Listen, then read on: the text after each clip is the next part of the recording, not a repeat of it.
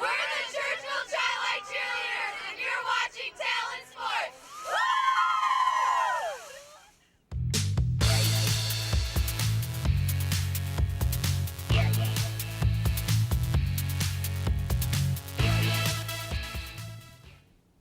Hello and thanks for joining us. I'm Emily Butterazzi here with Cordell Cummings to update you on everything surrounding the Golden Eagles as well as high school football and professional sports. In high school sports, Section 5 football is nearing the end, but a lot of teams are gearing up for the playoffs. Churchville, Chili, and Victor had a neutral site game last Friday night when they both were at Bob Boozer Field in Brockport. With Victor already up 7-0 on a Chris Verone touchdown, their defense goes to work. As you can see right here, they keep Churchville Chili back, and their ball goes into the end zone for a Victor safety. That puts the Blue Devils up 9-0. Safeties are rare in football, aren't they? But the Victor Blue Devils defense gets 2 in one game. In the fourth quarter, they force Churchville Chili's offense back into their own end zone. The Blue Devils are up 12-0. Churchville Chili tries to get out their own territory late in the game, but quarterback J-Ron Ingram is picked off by Victor's Cordell Jackson for a defensive touchdown. A name like Cordell, you deserve a pick 6. And that was still the deal for Victor right there as the Churchville Chili Saints get shut out by Victor 21-0. Now we take you to Western Irondequoit where the Eagles would face off against Greece Athena. Late in the first quarter, Pat Meisenhall putting some touch on the ball for 6'3" receiver Johnny Salone. Athena takes the lead to 7-0. Now tied at 7, June Jr. hands it off to William Porter and he hammers it in on the left side. A good push by the O-line there. Athena now trailing by 2 scores. Freddie June Jr. goes right up the gut on a quarterback draw. Number 11 has the angle, but Jr. blows by him. He's off to the races. 13 with the great effort at the end, but too little, too late for Athena. If that wasn't good enough, June Jr. finds a wide open Gerald Drumgool as he drags a defender on his back for the touchdown. Irondequoit will go on to win 28-7 to remain undefeated on the season. They'll be traveling to take on Greece Arcadia this Saturday. We make the transition to Brockport sports, where the men's soccer team was in action last Saturday against SUNYAC opponent Geneseo. The game ended in a 0-0 draw. Brockport shot the ball 12 times in the first half. Nothing came of it, though. Brockport head coach Gary LaPistra said it was a well-played defensive game, and the back line and goalie played outstanding, posting a shutout. The women's soccer team was hosting the Geneseo Knights on Saturday. The Golden Eagles were trying to bounce back from a 4-0 loss against Misericordia.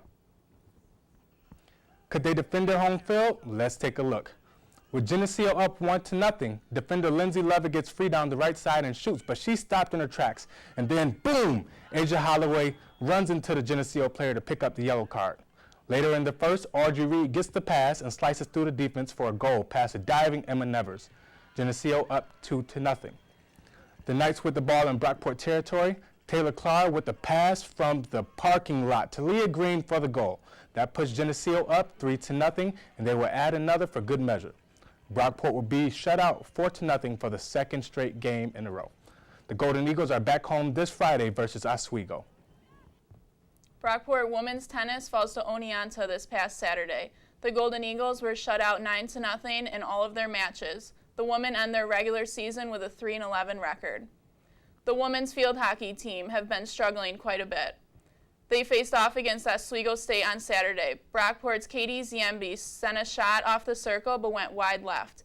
The game remained scoreless at the half. In the 37th minute, Oswego is able to capitalize off a penalty corner. Katie Reynolds scores a pass from Lacey Woyett for the goal to put the Lakers up 1-0. Brockport gets their last chance to score off a penalty corner, but Ziembe's shot was blocked. The Golden Eagles lose a close one to Oswego State 1-0. Women's volleyball swept SUNYAC play over the weekend. The Golden Eagles shut out Plattsburgh State on Friday 3-0. This was the team's 27th consecutive win in SUNYAC play. Megan Mastro and Deanna Whittemore led Brockport with 9 kills apiece. Maddie Taylor led the defense with 14 digs. The Golden Eagles continued this momentum into the Saturday's doubleheader against Geneseo and New Paltz. Brockport fell behind in set 1 as they lost to Geneseo 25-23. The Golden Eagles dominated the second set in a 25-10 victory. Geneseo went on to win the third set, but the Golden Eagles were able to force a fifth set and get the victory over Geneseo 3-2. Lakean Fox and Brianna Richardson both accounted 15 kills, and Noelle Polenkars had 50 assists and 17 digs. The Golden Eagles' second match of the day was a shutout victory over New Paltz. Fox led Brockport offense with 11 kills. Polenkars paced the offense and defense with 34 assists and totaled 10 digs. The Golden Eagles now move to 13-7 on the season. On the docket this week, the women's volleyball team traveled to RIT on Friday. They're coming off a dominating performance in SUNYAC pool play at Geneseo. That match is set for 7:30. Men's soccer traveled to take on Oswego for a SUNYAC matchup. The game will begin at 3 o'clock on Saturday. The men's and women's swimming team have their season openers. They hit the road for the Ithaca Quad Meet. The contest will begin at 1 o'clock. And the women's field hockey team traveled to face Morrisville State. The match is set to start at 5 o'clock. The Yankees look to move on to the ALCS. Their crosstown rival, the New York Mets, will be moving on to something else as well. The Mets announced on Tuesday that they'll be purchasing the Syracuse Chiefs. The purchase will allow the Mets minor league team to be in a market that is closer to New York City. Their previous affiliate was stationed in Las Vegas. This will force the Washington Nationals to vacate their AAA team, as Syracuse was under their ownership. The deal will be in effect starting in the 2019 season. We stay in the Big Apple in New York with the New York Giants. Their season has been derailed by poor play and injuries, but now you can add suspensions to that list. Cornerback Dominique Rodgers-Cromartie was suspended by the team Wednesday for leaving the practice facility. Teammate Landon Collins told ESPN that he thinks the suspension stems from an incident that happened during Sunday's loss versus the Chargers.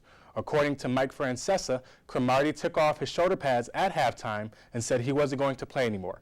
Coach McAdoo would not say how long Cromartie would be suspended for. The Giants' next game is Sunday night on the road against Denver. So, Emily, what do you make of the situation in the Giants' season as being they haven't even won a game so far this year? Yeah, I think it's pretty rough for them. They had 4 wide receivers go out the last game, so. That's ridiculous. Yeah. 4 wide receivers. I've never seen. No. I think they need to figure out something to do with that medical staff. Maybe you have to look into that. But I think the playoff for them is completely over. Definitely.